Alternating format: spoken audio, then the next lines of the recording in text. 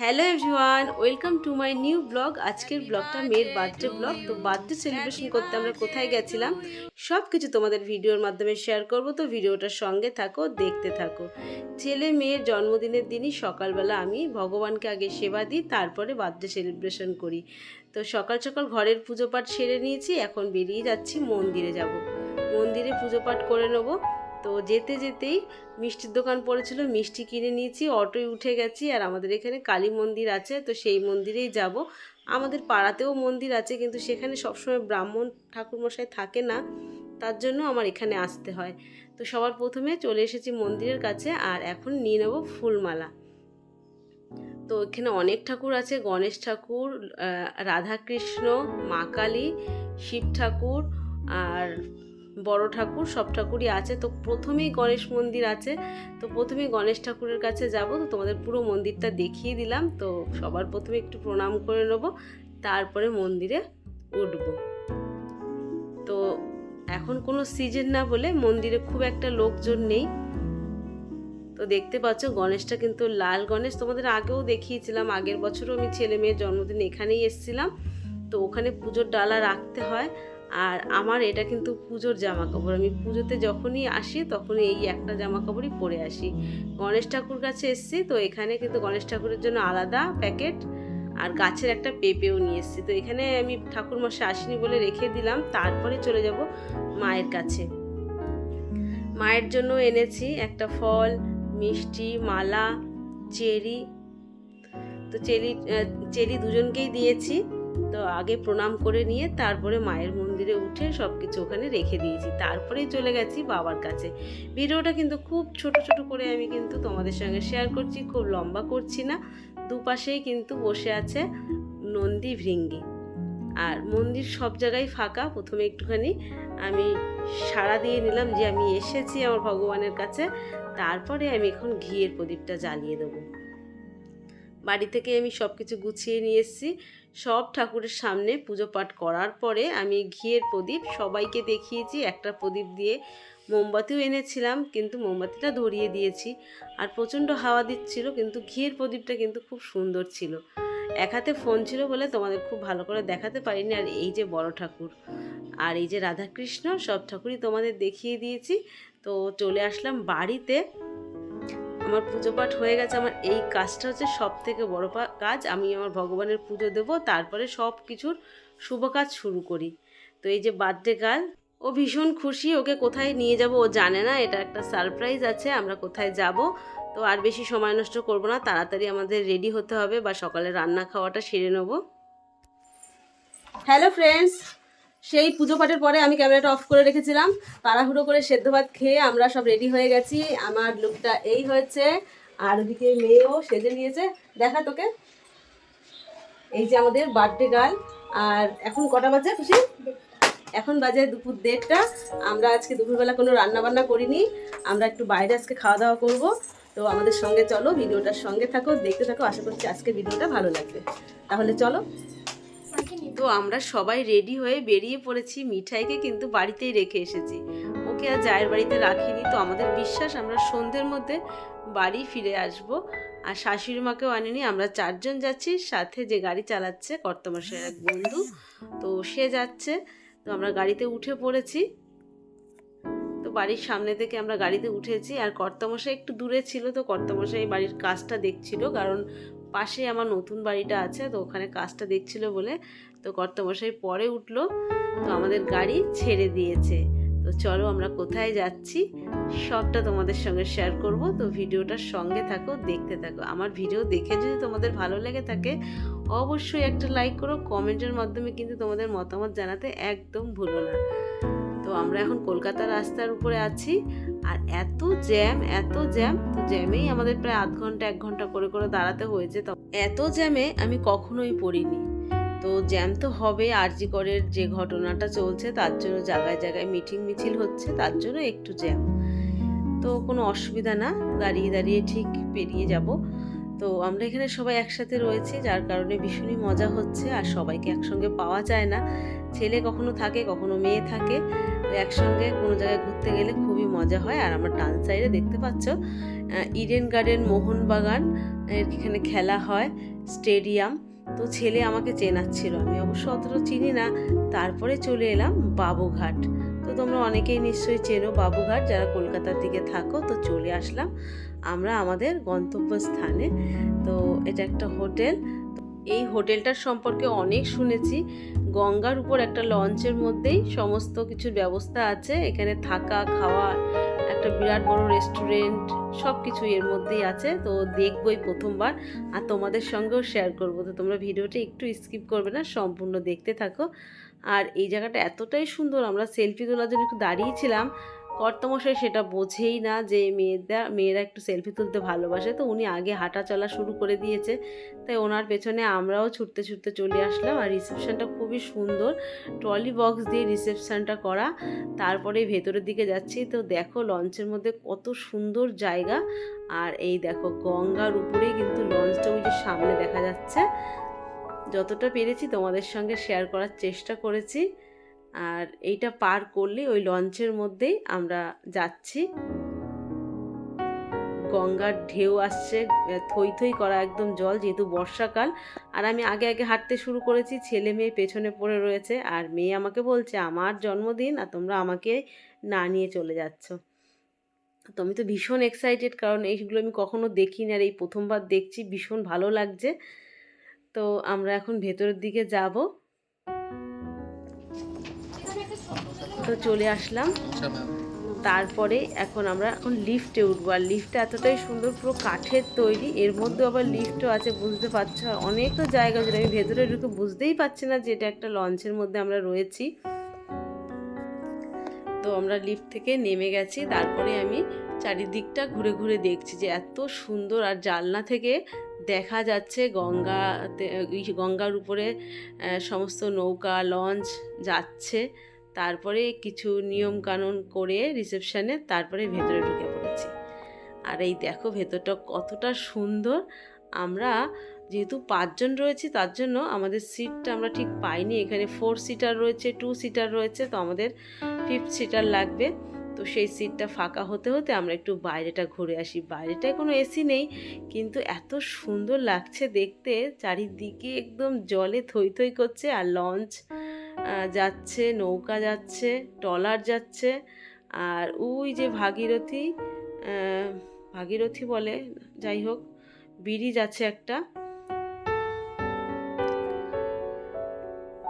তো মেয়ে ওদিকে কেকটার অর্ডার দিয়ে দিয়েছে, ওর নামটামগুলো লিখে দিয়েছে। কেকটা ওদিকে আস্তে আস্তে, আমাদের এদিকে সিটটাও প্রায় ফাঁকা হয়ে যাচ্ছে। তো আমরা এখানে একটু ওয়েট করছি, আগের থেকে বসছি না।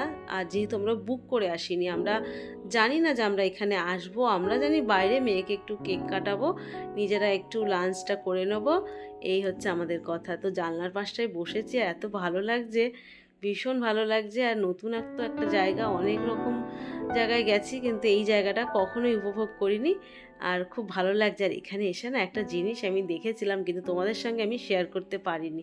তার কারণ হচ্ছে এখানে শুটিং চলছে, এখানে না অনেকেই শুটিং করতে আসে। সুদীপ্তা সেন আছে, তো তোমরা চেনো হয়তো, টাপুর টুপুর সিরিয়ালের ছিল টাপুর। তো তারপরেও অনেক সিরিয়াল, অনেক মুভিতে আমি ওকে দেখেছি। তো ওরা এখানে শুটিং করতে এসেছিলো, তো তাদের এক ঝলক তোমাদের আমি দেখাবো। তো ওরা এখনও আসেনি। তো আমাদের এখানে মেনু কার্ড দিয়েছে, আর মেনু কার্ডটা দেখতে গিয়ে না মাথায় হাত পড়ে গেছে, কারণ 650-র নিচে কিচ্ছু নেই, সবই 650-র উপরে। তো যে কোনো ছোটোখাটো আইটেমও ঠিক ওই রকম দাম। তো এখানে একটু সব কিছু কস্টলি বেশি। একটা জলের বোতলও 350, কিচ্ছু খাওয়ার মতন না। তো কেকটা চলে এসেছে, খুব সুন্দর একটা ছোট্টর মধ্যে কেক বলেছিলাম, তো সেরকমই এসেছে। আর খুব সুন্দর করে নাম লিখে এসেছে। তো বাড়ির ডাকনাম যেহেতু খুশি, তো সেই নামটাই ও দিয়েছে। তো যার জন্য আসা এই কেকটা কাটা। তো মেয়ে এখন কেকটা কাটবে। তোমরা কেকটা কেমন হয়েছে অবশ্যই জানিও। আর ছেলে এখানে মোমবাতি জ্বালিয়ে দিল, আর এখন মেয়ে কেকটা কাটবে। আমরা সবাই মিলে সেলিব্রেশন করছে, আর ভীষণই মজা হচ্ছে। আর এবছর বার্থডেটা একদম অন্যরকম হচ্ছে। তো সবসময় বাড়িতেই কেক কাটে। তো এবার সত্যি কথা বলতে হাসির কথা, কেক কাটতে আমরা গঙ্গার পাড়ে এসেছি, সেটাই হচ্ছে আসল কথা।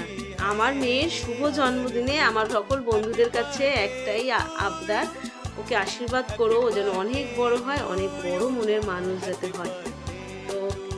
কেক কাটার পর্ব শেষ, একে অপরকে খাইয়ে দেওয়া হচ্ছে।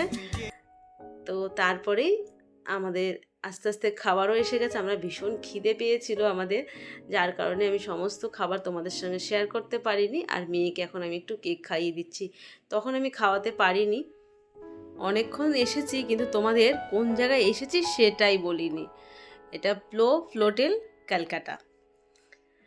তো আমাদের এখানে খাওয়া দাওয়া চলে এসেছে, ভীষণ খিদে পেয়েছে, তাই তোমাদের সঙ্গে সবটা শেয়ার করতে পারিনি। তো দেখো বসে বসে না আমি একজনকে দেখতে পেয়েছি, তাই তোমাদের সাথে একটু শেয়ার করলাম। সন্দীপ্তা সেন হয়তো ওর নাম। তো ছবিও দিয়ে দিয়েছি। ওরা ওইখানটা দেখো পিছনটায় শুটিং করছে। তো এখানে অনেক চেনা মুখ আমি দেখতে পেয়েছি, যাদের আমি টিভির পর্দায় দেখি। তো বেশ ভালো লাগছে যে আমি অনেককে দেখতে পেয়েছি। তো এমনিও কখনো কোথাও আমি কোনো আর্টিস্ট দেখতে আমি যাই না ভিড় পার করে। তো আজকে চোখের সামনে অনেককে দেখলাম, আরও বেশি ভালো লাগছে। তো ওরা আবার না নিচে গেছে, তার জন্য আমি এই পাশটা আসলাম। আর আমি তোমাদের দেখাচ্ছি, ওটা SBI, তার পেছনে কিন্তু আমাদের কলকাতা হাইকোর্ট। তো খাওয়া দাওয়া হয়েছে, সম্পূর্ণ হয়নি। তো একটু খাওয়া দাওয়া করতে করতে আবার একটু বাইরের দিকে বেরিয়ে আসছি। আসলে সারাটা দিন তো এখানেই থাকবো, তো কোনো তাড়াহুড়া নেই। আমাদের আসল উদ্দেশ্যটা হলো মেয়েকে একটু খুশি করা। ও সবসময় চায় ওকে একটা সারপ্রাইজ গিফট দিই, বা ওকে এমন জায়গায় নিয়ে যায় যেটা ও কখনোই দেখেনি। ও হঠাৎ একটা সারপ্রাইজ গিফট চায়। তো তার জন্যে ওর বাবা এই প্ল্যানটা করেছে, আর আমি কিছুই জানতাম না। তো যাই হোক, মেয়ের জন্য আমারও একটা সুন্দর জায়গা ঘোরা হলো, যেটা কখনো আসিনি, আর কবে আসতে পারবো তারও ঠিক নেই। তো দেখো প্রায় সন্ধে হয়ে এসেছে, লাইটগুলো কিন্তু জ্বলে উঠেছে। তো বাড়ি যেতে হবে, যেতে একদম মন চাইছে না, কিন্তু বাড়ি তো যেতেই হবে। এত সুন্দর জায়গা ফেলে যেতে ইচ্ছা করছে না। তো তারপরেই আমরা নেমে পড়লাম, লিফটে আছি, নিচের দিকে নামবো। আর বৃষ্টিও নেমে গেছিলো, বিকালের দিকে বৃষ্টি নেমে গেছিলো।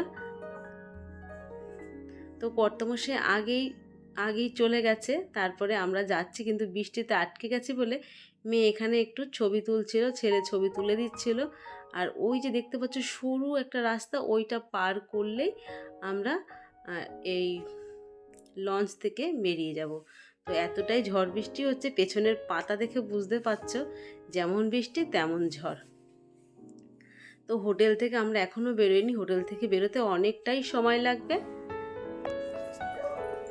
ছাতা টাতা তো কিছু আনিনি, কিন্তু একটু মাথা টাথাগুলো ভিজে গেছে। আর হোটেলের থেকে বাইরে বেরোতে গেলে রেল লাইনটা পার হতে হবে। আর ওই যে দেখা যাচ্ছে SBI, আর আমাদের গাড়িটা ওই বৃষ্টিতে ভিজছে, যার জন্য গাড়িটা আনতে যেতে পারছে না, ছাতা নেই। গাড়িটা আনলেই আমরা গাড়িতে উঠে বাড়ির দিকে যাব, কারণ মিঠাইয়ের জন্য খুব চিন্তা হচ্ছে। আর ওই দেখো আমাদের এই লোকাল ট্রেন যাচ্ছে। তো ট্রেনটাকেও দেখে ফেললাম, একদম হোটেলের গা ঘেঁষে কিন্তু রেল লাইনটা রয়েছে, তার জন্য বিশেষ করে আমরা যাচ্ছিলাম না। তো হোটেল থেকে একটা ছাতা দিয়েছিল, তারপরে সেই ছাতা নিয়ে গাড়িটাকে নিয়ে আসলো কর্তামশাইয়ের বন্ধু। তো তারপরে আমরা গাড়িতে উঠে পড়েছি, আমরা বাড়ির দিকে রওনা দিয়েছি। আর কলকাতার রাস্তাঘাটের আলোকিত দেখা যাচ্ছে। মিঠাইয়ের জন্য ভীষণ চিন্তা হচ্ছে, লাইট জ্বালিয়ে আসিনি। তো প্রায় 8:45 বাজে, জানি না ও কী করছে, আমাদের খেয়াল ছিল না যে লাইটটা জ্বালিয়ে রেখে আসতে হবে। তো ফাইনালি বাড়ি এসে গেছি, আমার আসতে একটু দেরি হলো, তো সবাই আগে চলে এসেছিল। এসেই অমনি মিঠাইকে আদর করছি, কারণ অনেকক্ষণ দেখি না, আর ও কী করছিল সেটা ভেবেই চিন্তায় পড়ে গেছিলাম। তো বাড়ি এসে গেছি। আমাদের কিন্তু বার্থডে সেলিব্রেশন এখনও পর্যন্ত শেষ হয়নি, আর মেয়ে চলে গেছে মেয়ের এক বান্ধবীর বাড়িতে। বাড়ি আস্তে আস্তে বেজে গেছে পুরো ঘড়ির কাঁটায় 8:30। তো এদিকে কর্তামশাই মিঠাইয়ের জন্য এত চিন্তা, তাড়াতাড়ি ওকে ফ্রিজ থেকে পাউরুটি বার করে খেতে দিয়েছে। আর মেয়ে এখন যাবে মেয়ের বান্ধবীর বাড়ি, একদম পাশাপাশি। ও একটা ওর জন্য সারপ্রাইজ রেখেছে জন্মদিনের জন্য, তো তোমাদের সেটাও একটু দেখাবো। আর এই দেখো হোটেল থেকে এই বোতল দুটো নিয়ে এসেছি। আর যেহেতু বোতলের দামটা বেশি নিয়েছে, আর কাচের বোতল, তাই আর ফেলে আসিনি। এটা আমাদের পয়সা দিয়ে কেনা। আর মেয়ে দেখো মেয়ের বান্ধবীর বাড়িতে চলে গেছিলো ওই একই ড্রেস পরে। আর মেয়ের বান্ধবী এই সুন্দরভাবে ঘরের মধ্যে বেলুন সাজিয়ে কেক সুন্দরভাবে রেখে একটা গিফটও দিয়েছে। ও ভীষণ ভীষণ খুশি হয়েছে, ও যেটা পছন্দ করে এই বছরটা সবাই ঠিক সেইভাবে ওকে সারপ্রাইজ করেছে। তো ওর খুশি আমাদের কাছে সব থেকে বড় খুশি।